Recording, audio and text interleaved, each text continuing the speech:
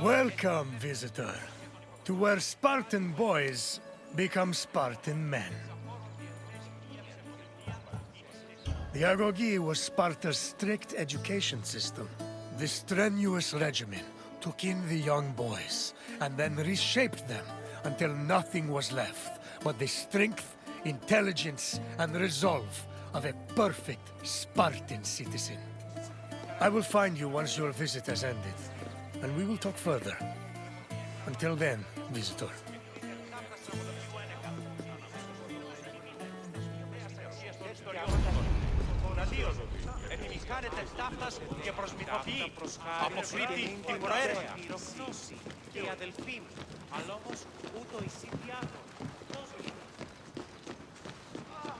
Sparta was a Greek city located in the Peloponnese. It differed from other cities of the time in that it had no walls. Sparta originated as 4 neighboring villages: Patane, Limnes, Mizoa, and Cynosura, all of which shared the same political, military, and religious life. After 2 wars with the Messenians, the city's territory expanded even further. By the 5th century BCE, they allegedly controlled almost half of the Peloponnese.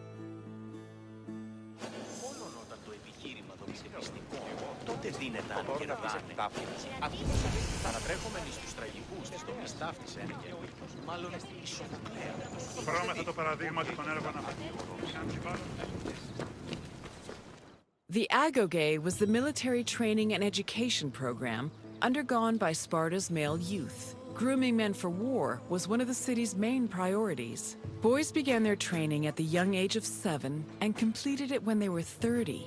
It has been said that Spartan infants were inspected for weakness shortly after birth. If they were deemed too sickly, they were thrown into chasms. However, this information remains unproven. The healthy boys were considered suitable for training. When they came of age, they were removed from their families and were placed into service of the state. Their education included subjects like reading, writing, and even music, but was mostly focused on tough military exercises meant to turn the boys into efficient soldiers. The Agoge was divided into 3 cycles: one for boys aged 7 to 12, one for adolescents aged 12 to 20, and one for men aged 20 to 30. Each cycle included different exercises for refining the body and mind.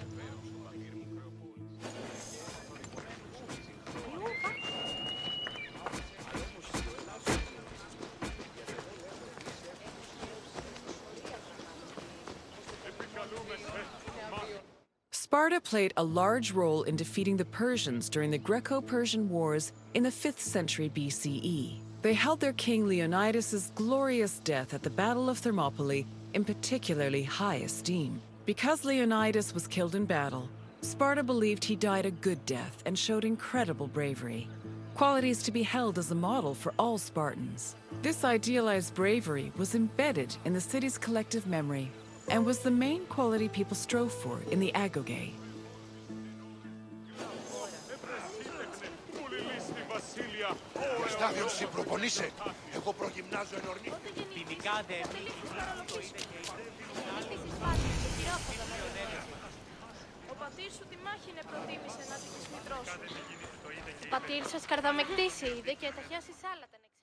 The first cycle of the Agoge focused on boys aged 7 to 12.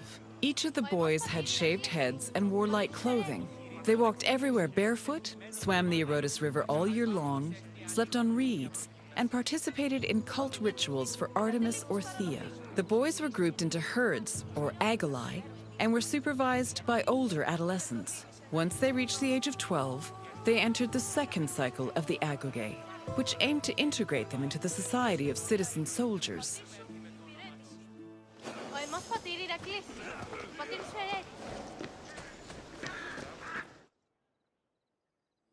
The Agoge's second cycle included boys aged 12 to 20.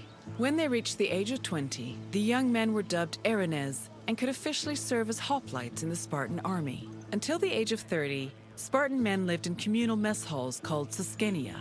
From the age of 22 onward, they were permitted to start a family, but 30 was viewed as a more appropriate age to get married. Spartan men served in the military until they turned 60, when they were designated as elders, or gerontes. However, many were known to continue serving anyway, such as King Archimedes III, who fought in the army until he was killed in battle at the age of 62.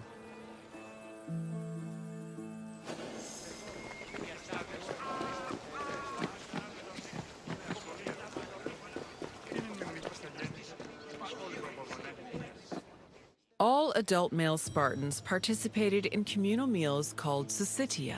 The attending Spartans contributed different kinds of food on a monthly basis, in addition to a small sum of money to pay for meat. Each man was entitled to one portion of a meal, with the exception of the kings, who received 2 portions. Syssitia attendance was mandatory for every Spartan fortunate enough to be part of the group. The meals had great political significance. According to Xenophon and Plutarch, the syssitia was designed to foster a sense of equality between citizens. It also demonstrated the self-restraint and moderation of Spartan society. But in reality, the syssitia only increased the differentiation between the rich and the poor. Those who could not afford to contribute to the communal food not only missed their meals, but also lost their right of citizenship.